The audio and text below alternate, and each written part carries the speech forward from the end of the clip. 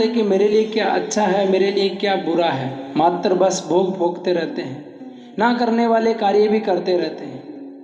इससे दरिद्रता आती है। फिर बोलते हैं धन नहीं है, बड़े परेशान हो रहे हैं, लक्ष्मी आती नहीं है, अच्छे अच्छे कार्य कर रहे हैं फिर भी नहीं आती है।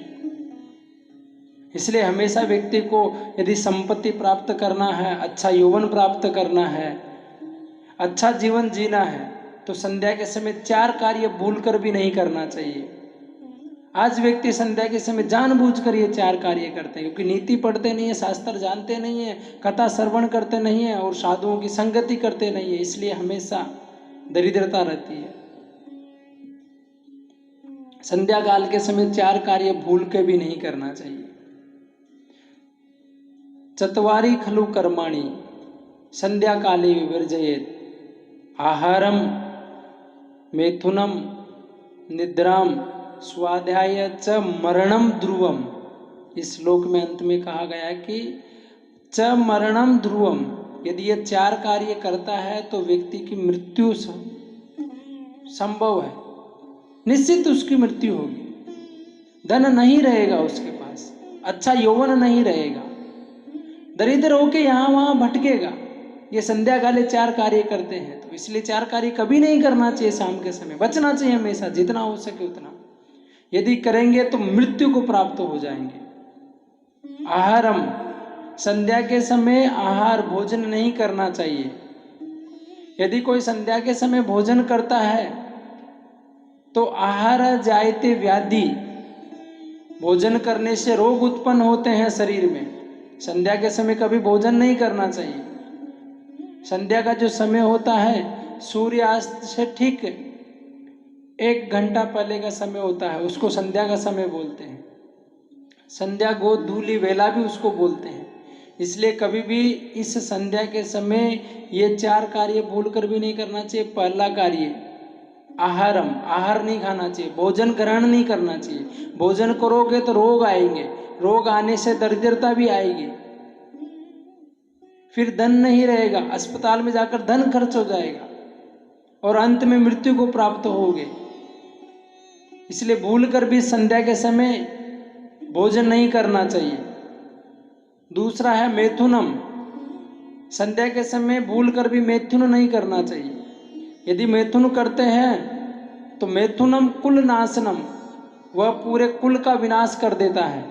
इसलिए संध्या के समय कभी भी भार्या के साथ में एकांतिक वास नहीं होना चाहिए, मैथुन नहीं करना चाहिए, स्त्री पुरुष आपस में संसर्ग नहीं करना चाहिए। ये करेंगे तो निश्चित कुल का विनाश हो जाएगा, मृत्यु को प्राप्त होंगे। इसलिए संध्या के समय मैथुनम।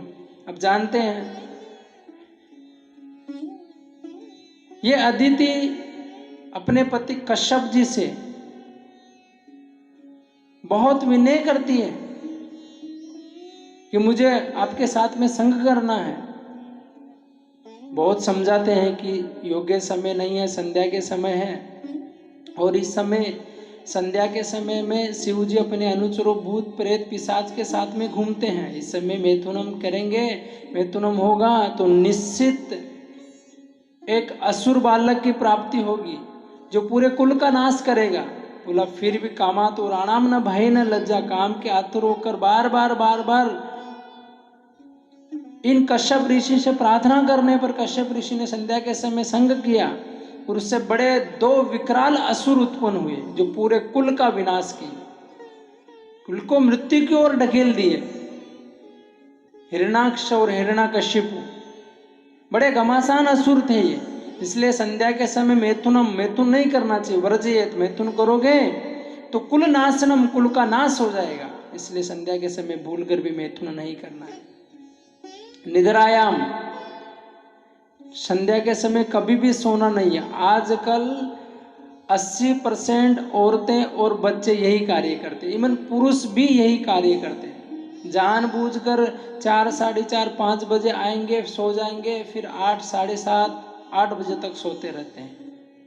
इसलिए धन नहीं आता है, लक्ष्मी घर पे नहीं आती है, क्योंकि शाम के समय लक्ष्मी विचरण करती है और इनको सोया हुआ देखकर लक्ष्मी जी वहां से चली जाती है, और जैसे लक्ष्मी जाती है तो दरिद्रता आती है। फिर बोलते हैं लक्ष्मी नहीं आती है। लक्ष्मी कैसे आएगी महाराज, आप तो सो रहे हो, सोने वाले घर कभी लक्ष्मी नहीं आती है, इसलिए संध्या काल में नहीं सोना चाहिए। इन बातों को ध्यान में रखना चाहिए। बच्चों को भी संध्या के समय नहीं सुलाना चाहिए। अगर बच्चे सोते हैं तो मना करना चाहिए। फिर बेचारे पतिदेव कितना भी कमाए बड़े दुखी रहते हैं, बड़े परिश्रम करने के बाद में बोलते हैं कि प्रभु धन नहीं है। धन कहाँ से आएगा? लक्ष्मी जी तो छोड़कर चली जाती है, फिर दरिद्रता आएगी घर के अंदर। इसलिए संध्या के समय निद्रायाम सोना नहीं चाहिए। अगर सोओगे तो निद्रायाम हरते धनम, निद्रायाम हरते लक्ष्मी। अगर संध्या के समय सोओगे तो निश्चित लक्ष्मी रूठ कर चली जाएगी, और लक्ष्मी चली गई तो दरिद्र हो जाओगे, भीख मांगोगे, जीवन व्यर्थ हो जाएगा, किसी काम का नहीं रहेगा। इसलिए संध्या के समय कभी भी सोना नहीं चाहिए। और चौथा है संध्या काले, संध्या के समय स्वाध्याय वर्जनम। स्वाध्याय अर्थात पढ़ना नहीं चाहिए। यदि संध्या के समय पढ़ते हैं, इससे क्या होता है कि बुद्धि का विनाश होता है। स्वाध्याय बुद्धि नाशकम। संध्या काल के समय स्वाध्याय अर्थात अध्ययन करने पर बुद्धि का विनाश हो जाता है, बुद्धि नष्ट हो जाती है। और बुद्धि नष्ट होने पर पूरा किया गया सारा कार्य व्यर्थ हो जाता है। बुद्धि नहीं है तो समस्त प्रकार के किए गए कार्य प्राय नष्ट। इसलिए संध्या के समय कभी भी स्वाध्याय नहीं करना चाहिए, क्योंकि बुद्धि का नाश हो जाता है। और बुद्धि नष्ट हो गई तो प्राय मनुष्य नष्ट होने के समान है। इसलिए संध्या के समय 4 कार्य करोगे, दरिद्र रहोगे, मृत्यु को प्राप्त हो जाओगे, कुल का नाश हो जाएगा, आत्मा का हनन हो जाएगा, शरीर के अंदर रोग व्याधि इत्यादि होगी। इसलिए संध्या के समय कभी भी भूलकर 4 कार्य मत करना। करोगे तो मृत्यु को प्राप्त होगे। और अचलम ध्रुवम, यह सत्य है। नीति सतकम, नीति शास्त्र ये कहता है। इसलिए संध्या काल में कभी भी ये 4 कार्य भूल कर भी मत करो। कोई करता है तो उनको मना करो।